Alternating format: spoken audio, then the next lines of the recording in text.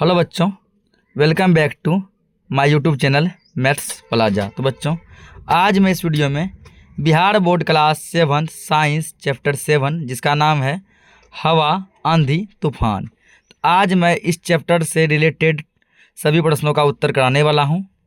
आइए देखते हैं। तो पहला जैसे क्वेश्चन दिया अभ्यास में कि सही विकल्प का चुनाव करें। सही विकल्प क्या करना है? चुनाव करना है, ठीक ना।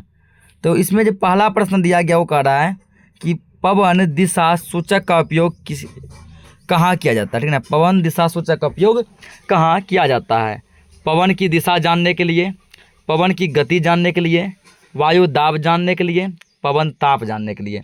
इसका उपयोग हम लोग कहाँ करते हैं? तो पवन की दिशा जानने के लिए करते हैं। Option A will be the correct answer. अगला है, आंधी आने पर क्या करना चाहिए?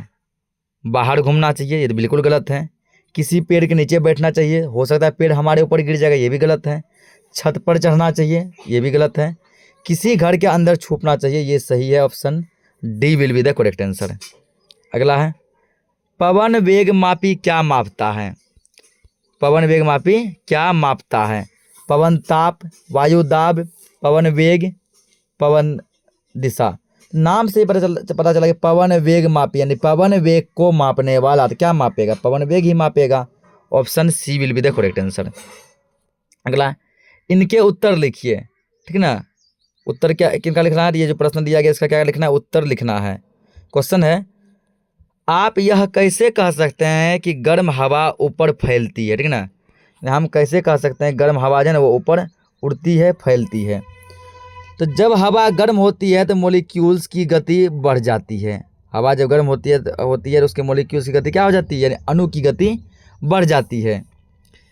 इससे उनके बीच की दूरी बढ़ जाती है। उसके बीच की दूरी भी क्या होती है? बढ़ जाती है और वह फैल जाती है। हवा क्या होती है? चारों तरफ फैल जाती है। गर्म हवा हल्की होती है, ठीक है। गर्म हवा कैसी होती है? तो हल्की होती है, इसलिए वह ऊपर की ओर उठ जाती है, ठीक ना। ऊपर की ओर उठ जाती है।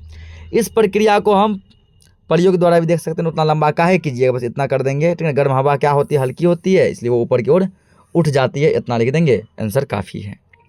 अगला है कि एक गतिविधि द्वारा बतलाएं कि वायु तो हम पे दाब लगाती है, ठीक ना। एक गति के माध्यम से, प्रयोग के माध्यम से बताना है कि वायु हमारे ऊपर क्या करती है?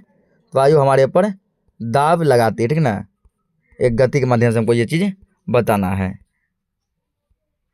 तो एक प्लास्टिक के बोतल में गर्म पानी भरकर अच्छी तरह से क्या कर दिए? उसके मुंह को बंद कर लेना है, ठीक।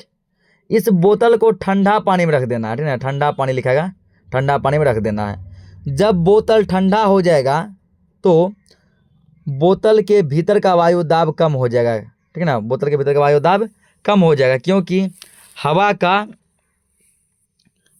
का पवनयम कम हो जाएगा, ठीक है ना। सीधा इतना लिखिएगा क्या कि बोतल का वायु दाब कम हो जाएगा, फुल स्टॉप। ये नहीं लिखेंगे, ठीक। ये क्या करना? नहीं लिखना है। इस कम वायु दाब के कारण बोतल के आकार में भी कमी आ जाएगी, वह पिचक जाएगा। क्या हो जाएगा? वो पिचक जाएगा। इस प्रकार हम कह सकते हैं कि वायु दाब, ठीक ना, वायु दाब पर गर्मी और ठंडक का प्रभाव पड़ता है। वायु दाब पर गर्मी और ठंडक का प्रभाव पड़ता है।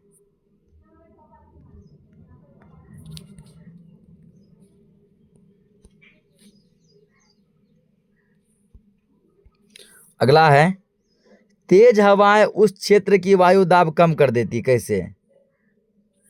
जब तेज हवाएं चलती है तो गर्म हवा ऊपर की ओर तेजी से उठने लगती है, ठीक ना। इससे उस क्षेत्र में वायु दाब की कमी हो जाती है, जिससे वायु दाब कम हो जाता है, ठीक ना। क्या होती है? वायु दाब की कमी हो जाती है। यह कम वायु दाब भरने के लिए आसपास से हवा तेजी से वहां पे आती है और अपना दाब लगाती है, ठीक है। इस प्रक्रिया से एक चक्र बन जाता है, जिसे हम लोग आंधी या फिर चक्रवात कहते हैं।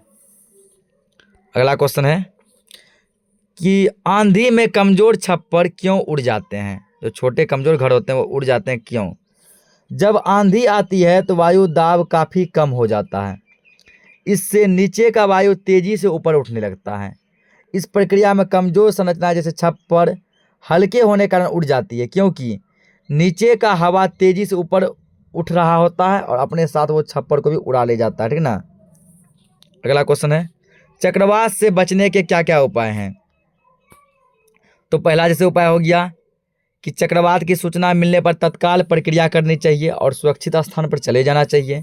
दूसरा उपाय हो गया, रेडियो, टेलीविज़न और अन्य किसी भी माध्यम से चक्रवात की स्थिति का पता करना चाहिए।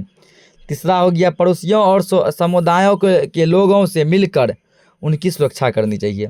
चौथा हो गया, सरकार द्वारा जारी किए गए निर्देशों का पालन करना चाहिए और सुरक्षित स्थानों पर चले जाना चाहिए। पाँचवा है, खाद्य, पानी और अन्य आवश्यक वस्तुओं का प्रबंधन करना चाहिए कि यदि ऐसा स्थिति आ गया हम लोग उस कंडीशन में भी खा सकें। तो इसी के साथ ये चैप्टर खत्म हो गया। मिलते हैं हम लोग नेक्स्ट चैप्टर में, तब तक के लिए जय हिंद, वंदे मातरम।